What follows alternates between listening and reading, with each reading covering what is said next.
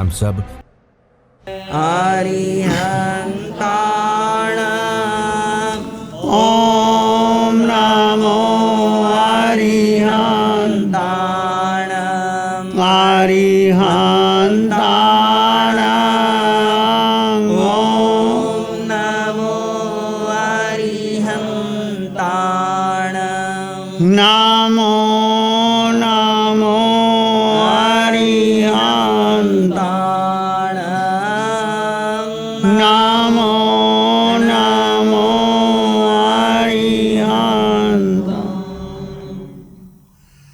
अरिहंत परमात्मा महाविद्य क्षेत्र में विराजमान, जिनकी अनंत अनंत कृपा हम सब पर बरस रही है, उस प्रभु की अनंत करुणा अनंत मैत्री को अनंत अनंत नमन। अरिहंत परमात्मा सर्वज्ञ सर्वदर्शी तिन्नानंग तारियानंग बुद्धानंग भूयानंग, स्वयं तिर चुके हैं, औरों को तार रहे हैं, स्वयं बोधि को प्राप्त हो चुके हैं, औरों को बोधि दे रहे हैं, तीनों लोगों को एक साथ जानते और देखते हैं और सबकी मंगल की कामना करते हुए इस संसार सागर से पार उतारने के लिए सदैव सदैव सत्य का उद्बोधन देते हैं। उस प्रभु की अनंत करुणा अनंत मैत्री अनंत ज्ञान को अनंत अनंत नमन प्रार्थना कृतज्ञता के भाव। शासनपति भगवान महावीर, जिनका धर्म शासन धर्म संग धर्म तीर्थ में हम सब धर्म का अमृत पान कर रहे हैं, उस प्रभु की साधना ज्ञान क्षमा मैत्री को अनंत अनंत नमन। प्रभु पंचम काल में विराजमान नहीं है, सिद्ध बुद्ध और मुक्त हो चुके हैं, ऐशरीरी सिद्ध हो गए हैं, परंतु उनकी वाणी उनका ज्ञान उनके सूत्र उनकी क्षमा उनकी मैत्री उनकी साधना आज भी हमारे सामने है। उस अंतिम वाणी उत्तराध्ययन सूत्र के रूप में आप शुभ मुनि के द्वारा सुन रहे हैं। उत्तराध्ययन सूत्र में समकत ब्रह्म की चर्चा हम कर रहे हैं। उत्तराध्ययन सूत्र जो भगवान महावीर की वाणी का अंतिम सूत्र है, बहुत गहरा सूत्र है, हर प्रकार का उसमें उपदेश समाया हुआ है, हर के लिए उपयोगी सूत्र है वो। तो उसकी चर्चा आप सुन रहे हैं, बहुत श्रद्धा भाव से सुने और उसको जीवन में अंगीकार करें। समकत पराक्रम के अंदर आज चर्चा है। कल हम चर्चा की थी कषाय 55, कषाय क्रोध मान माया लोभ, और ये संसार सागर में संसार से मूलम कम्मंग तस् विहुंति कषाया, संसार का मूल है कर्म और कर्म की उत्पत्ति है कषाय क्रोध मान माया लोभ। तो कर्म से हमें अकर्म की दशा आना है, तो क्या करना होगा? अपने भीतर जो विभाव दशा है, एक स्वभाव एक विभाव, जैसे व्यक्ति आत्मा विभाव में जाती है तो कर्मों का बंधन होता है, अपने स्वभाव में आ जाता है तो कर्मों की नजरा शुरू हो जाती है।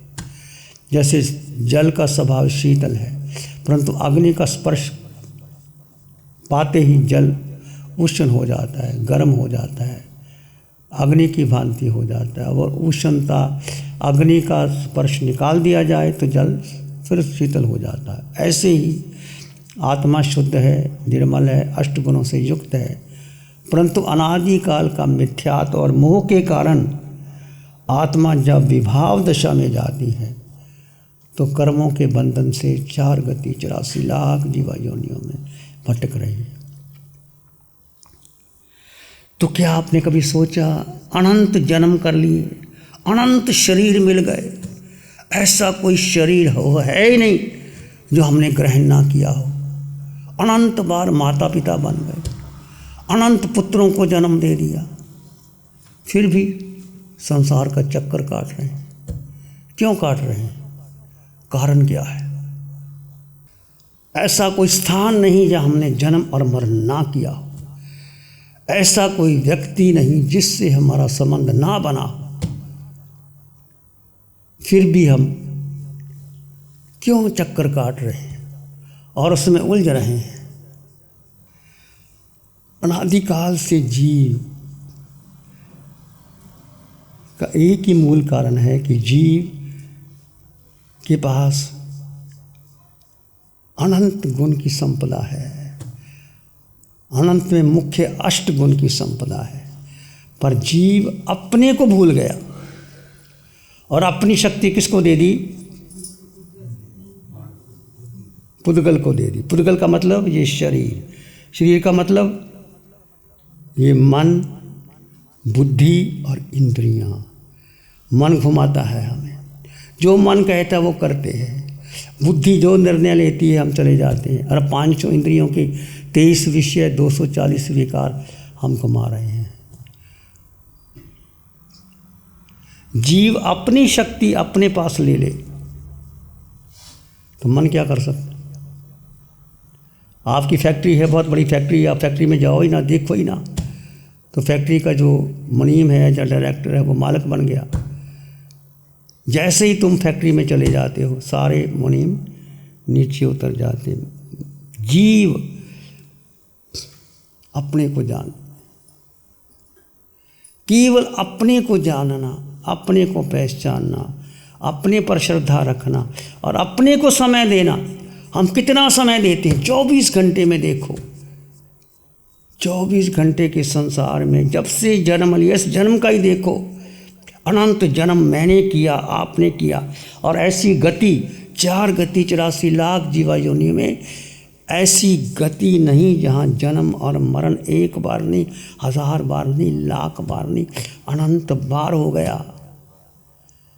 फिर भी 84 के चक्कर में घूम रहे हैं।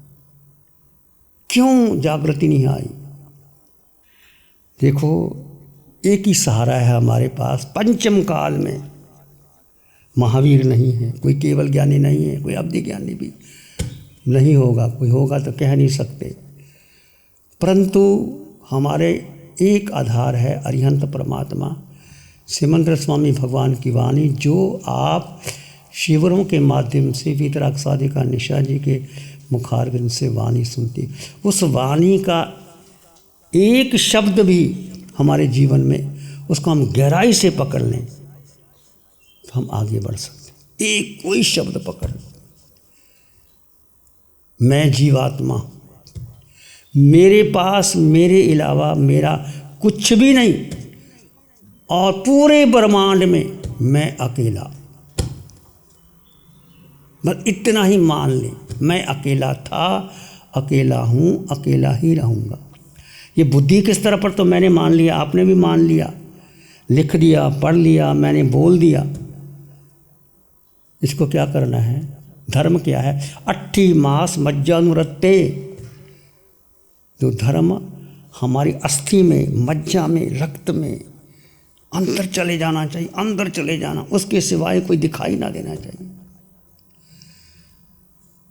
भगवान उदाहरण देते हैं कि जैसे कोई परीक्षार्थी जब परीक्षा में जाता है तो परीक्षा उसको एक क्वेश्चन पेपर के सिवाय कोई दिखाई नहीं देता, सारा फोकस उसका वही रहता है। एक व्यापारी जब धन कमाता है तो धन कमाने में इतना व्यस्त हो जाता है कि भोजन भी पड़ा है भूल जाता है। और एक वैद्य जब हॉस्पिटल में रोगी को देखता है, पेशेंट को देखता है, गंभीर पेशेंट होता है, जो करना उसके लिए करता है, बाकी सब छोड़ देता है।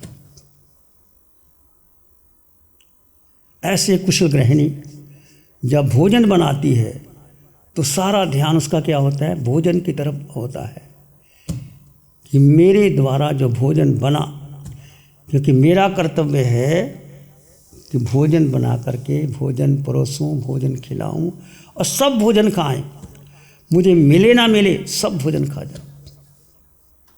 एक विद्यार्थी, एक व्यापारी, एक गृहिणी, एक वैद्य, जैसे उसमें उनको फोकस हो जाता है, इंटेंशन हो जाता है, एकाग्रता हो जाती है, कंसंट्रेशन ऑफ माइंड हो जाता है।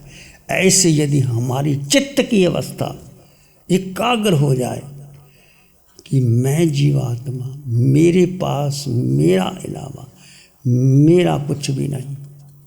बोलो है क्या हमारा? ये शरीर हमारा है, अनंत बार शरीर मिला, शरीर का एक भी अंग हमारा है? आँख, नाक, कान, जिह्वा क्या हमारे बस में है? भगवान कहते एक पुद्गल का, एक अणु का भी हमारा अधिकार नहीं जिसको हमने अपना बना रखा है। मेरा शरीर, मेरा बेटा, मेरा धन, मेरी संपत्ति, मेरी गाड़ी, मेरा बंगला, मेरा मेरा करते करते करते हमने कितने को अपना माना और अपना है कुछ भी नहीं। ऐसे ही एक पुद्गल पर अधिकार नहीं और जीव पर भी हमारा क्या अधिकार है। मैं जीव, दूसरे भी जीव, मेरा एक जीव से क्या अधिकार है। मेरा कोई अधिकार है किसी जीव का किसी के साथ? फिर अपना क्यों समझ रहे हैं? वो मेरा, वो मेरा, वो मेरा, वो मेरा। जितने भी तीर्थंकर हुए, अरिहंत बने, सिद्ध बने, उन्होंने एकत्व की साधना की, अकेले, मौन। चाहे वो चक्रवर्ती थे, भगवान ऋषभदेव जब साधु बने 4000 राजकुमार उनके साथ में थे और भगवान को कभी विधि नहीं मिली भोजन की। धीरे धीरे सब विदा हो गए और भगवान को 13 महीने के बाद संयोग से इक्षु का रस मिलता है। ये भी भगवान का अंतराय कर्म था। 3-4 बातें हमारे मन में अच्छी तरह बैठ जाए कि जो कुछ भी है हर का अपना कर्म सिद्धांत। हमारा जीव कारमान शरीर लेके आया, चाहे हम मनुष्य बने, स्त्री बने, पुरुष बने, पशु में गए, देव योनि में गए, कहाँ भी गए, जहाँ भी गए, तो जीव किसको लेके आया? कारमान शरीर। कारमान शरीर लेके आया जीव, और जैसा कर्म पहले किया था वो कर्म उसके साथ चलते हैं और आगे भी कारमान शरीर चलता रहेगा। और इस जन्म में जो जो भी हम कर रहे हैं हमारा अपना किया हुआ कर्म का भुगतान देना ही पड़ता है। कुछ छुटकारा हो नहीं सकता। चाहे तीर्थंकर, चाहे चक्रवर्ती, राजा हरिश्चंद्र को बार जाना पड़ा, राम को वनवास जाना पड़ा, कृष्ण की द्वारका नगरी कहते जो देवताओं के द्वारा बनाई थी वो भी भस्म हो गई। आखिर माता पिता को बाहर जाने लगे और जैसे कृष्ण बलदेव माता पिता को ले जा रहे हैं, द्वार टूटा, माता पिता अंदर और वो बाहर चले गए। और कृष्ण और बलदेव दोनों जंगल में जाते हैं और कृष्ण को प्यास लगती है, बलदेव पानी लेने के लिए जाते हैं और कृष्ण विश्राम करते हुए एक पाँव के ऊपर पाँव रखा हुआ प्यास से हैं। उधर से जरासंध, जो उनको पता था कि जरासंध के बाण से कृष्ण की मौत हो गई, वो छिप रहा है जंगलों में जा कर के कि कहीं मेरे द्वारा ऐसा हो ना जाए। परंतु पुराने ज़माने में राजा महाराजाओं का शिकार का बड़ा व्यसन होता है। दूर से देखा कृष्ण की जो पाम था उसमें मणि थी, वो चमक रही थी जैसे कोई हिरण की आँख होती है। और जैसे दूर से देखा कि हिरण तीर मारा और कृष्ण चटपटाए और पास में आए, मैंने ये क्या कर दिया? जिसके लिए मैं छिप रहा था वो होनी सामने आ गई मेरी। कृष्ण ने कहा तुम भाग जाओ। यदि बलराम को पता चल गया तो क्या होगा तेरा? कहने का अर्थ कि कैसे कैसे चक्रवर्ती, वसुदेव, बलदेव, राजा महाराजा कर्म के अधीन कैसे कैसे गतियों में जाना पड़ता है।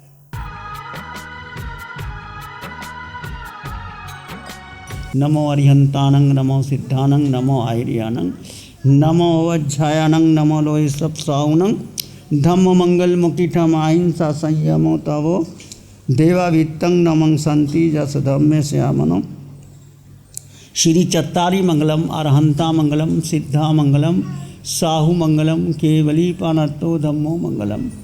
चत्तारी लोग उत्तमा, अरहंता लोग उत्तमा, सिद्धा लोग उत्तमा, साहु लोगुत्तम केवली पाणत्तो धम्मो लोगुत्तम चत्तारि शरणं पवज्जामि अर्हन्ते शरणं पवज्जामि सिद्धे शरणं पवज्जामि साहु शरणं पवज्जामि केवली पाणत्तं धम्मं शरणं पवज्जामि।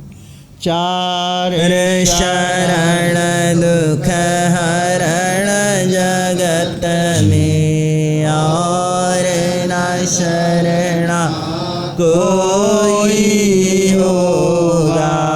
जो भव्य प्राणी करे आराधन उसका अजर अमर पद होगा। उसका सदा ही मंगल होगा। लग्जरी, कंफर्ट, शानदार view, park Inn by Radisson hotel.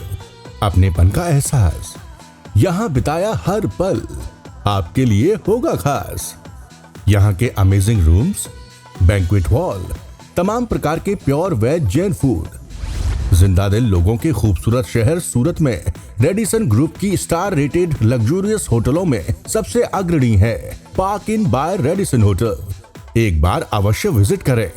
सूरत अडाजन में Park Inn by Radisson hotel, project by Sumeru group, Shri Babulal Mandot, Surat.